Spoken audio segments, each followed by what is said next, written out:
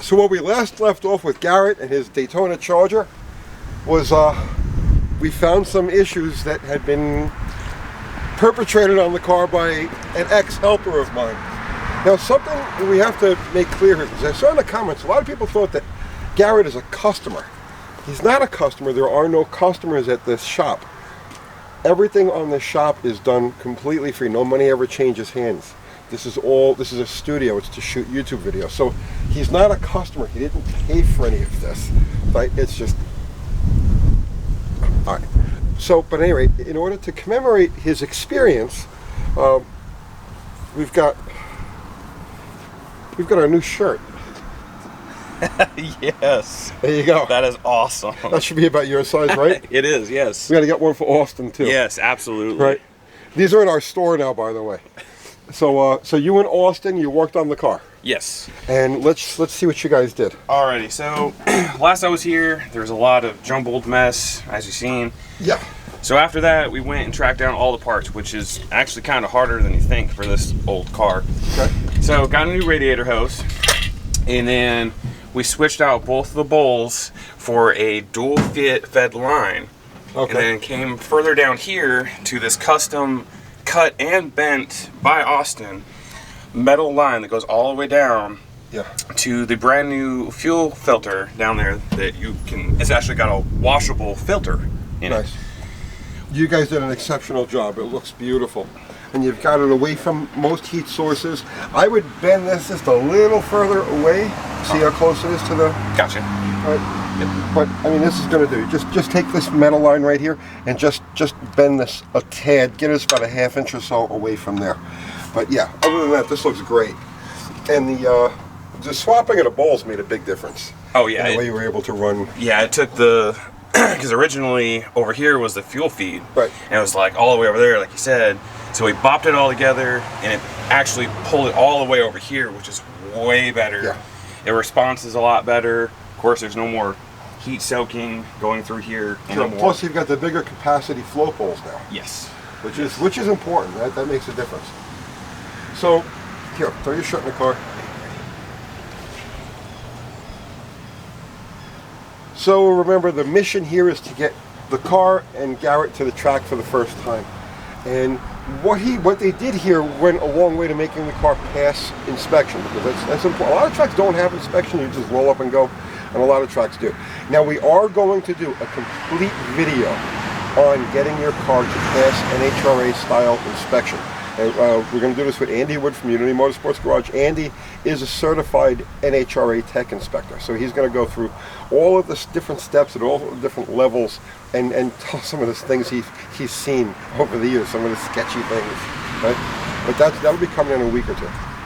But in the meantime, what I want to do with this now is get a baseline tune-up on the car.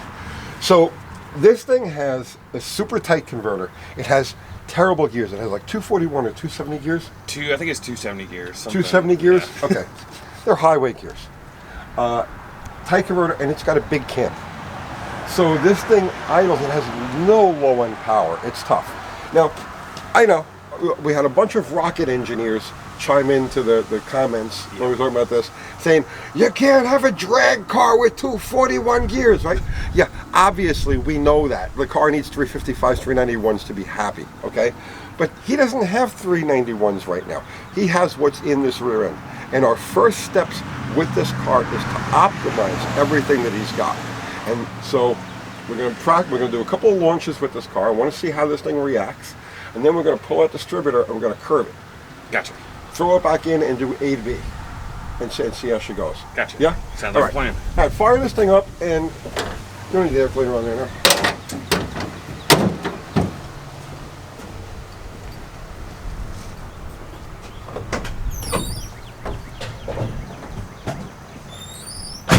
So Garrett, we're going to do power brake launches. So what you're going to do is, you're going to stand on the brake, bring up the gas to just about where she wants to spin the tire, okay? Then let off the brake and drive it through, okay? Just all we're concerned with is the actual launch. So go like 10 feet, back up 2 or 3 times.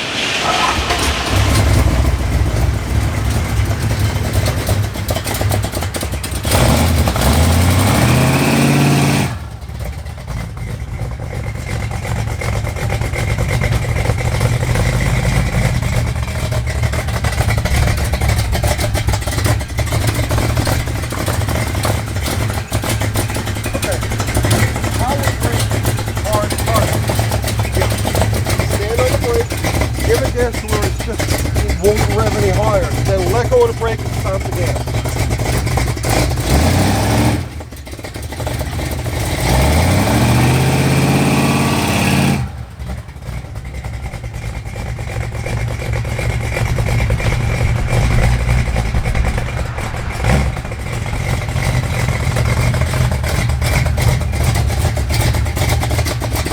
That was better. Try a little more aggressive.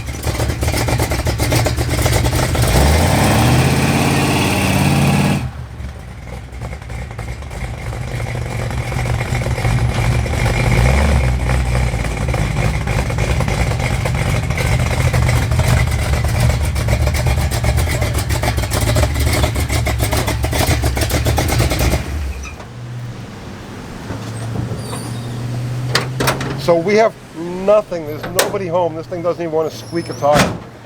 Now I do know that the car has decent mid-range. Once it's actually rolling, the motor makes decent power, but we have nothing downstairs. So what we're going to do now is we're going to pop that distributor out. We're going to take it apart and we're going to weld close the slots in the advance weights. And we're going to take the heavy spring off. So what that'll do is that'll give him more initial timing and a quicker timing. And we'll set the total at around 35 degrees and see what happens. Gotcha. What do you got to set it right now? I think it's back down to 14 degrees after we got done messing with all that. It was just a base to get it running to come out here after we done all that the other night. All right, well, let's see if we can wake this thing up a little bit. Gotcha. Pop that cap off. I'll go get some tools. Alright.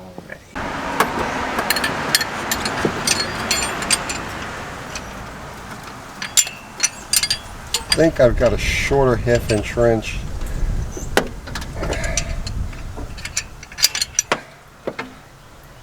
When these things have the oil pressure sending unit for the gauge, it's like a little bit of gymnastics to get on this bolt. I know Austin, but he bought a. It's an L. Yeah, I know. I've got that too, but by the time I dig it out, we'll get it like this.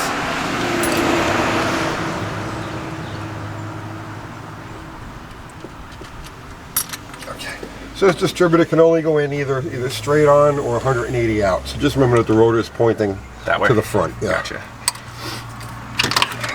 And see now that popped out. Now there's still. I still think the oil pressure sending unit's leaking. No, this O-ring is no good. Is it? Yep, this O-ring is dead. All right. That was the one that we replaced when we were here during the escapade. Yeah. Because I found a bigger one, but then we couldn't seat it in there, and then that was the other one. Yeah. No, this is where it's leaking from. All right, but we're not worried about that right now. Okay. Come on.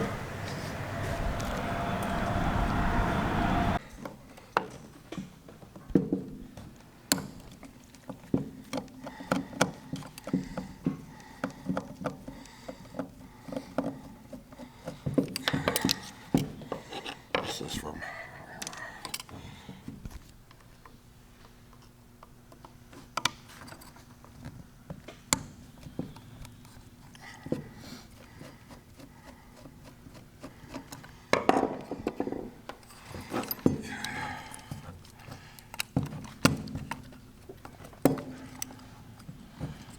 Come on.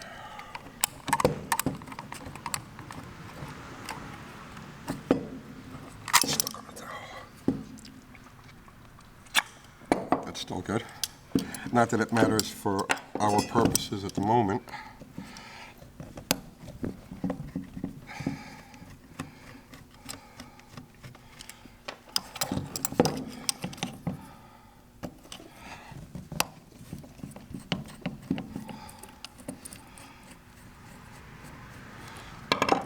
So now we're going to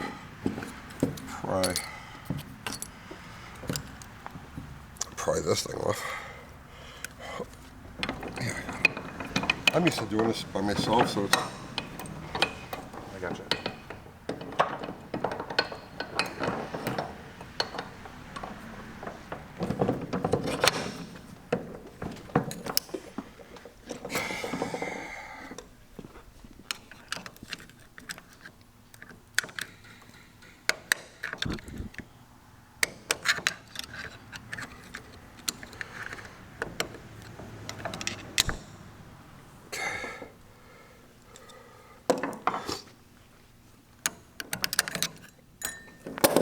and here's our advance weights.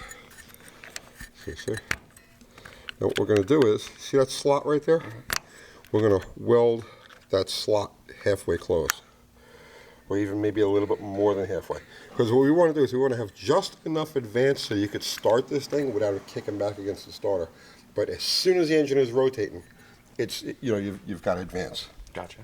So first things first, see this heavy spring right here? This goes away.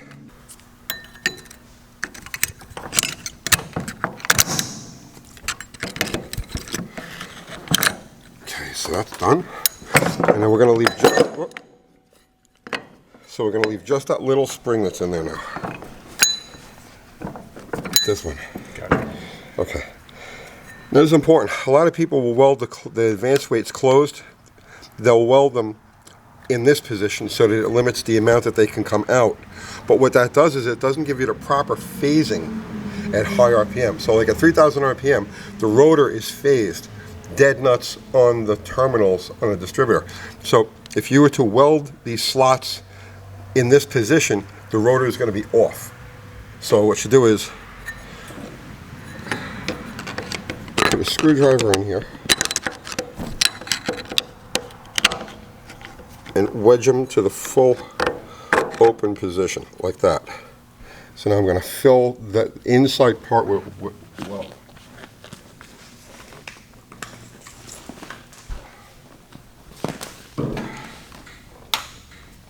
Fluxy 2 to the rescue.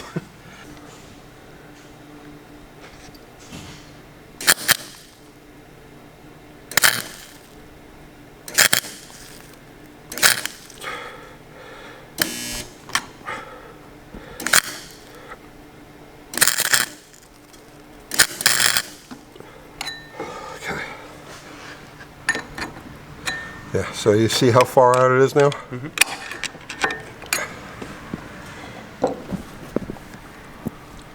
me just give that one more little.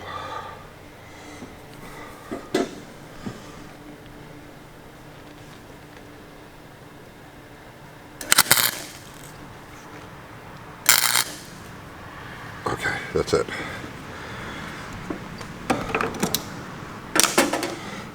So you see, we have just enough movement on the advanced weights. So we've got maybe 8 or 10 degrees.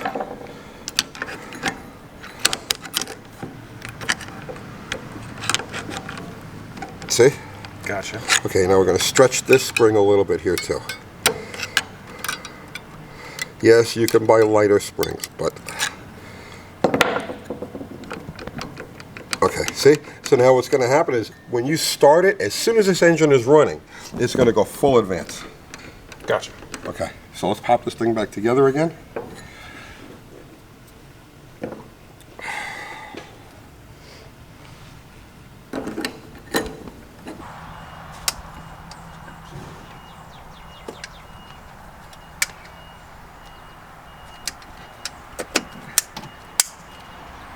Alrighty.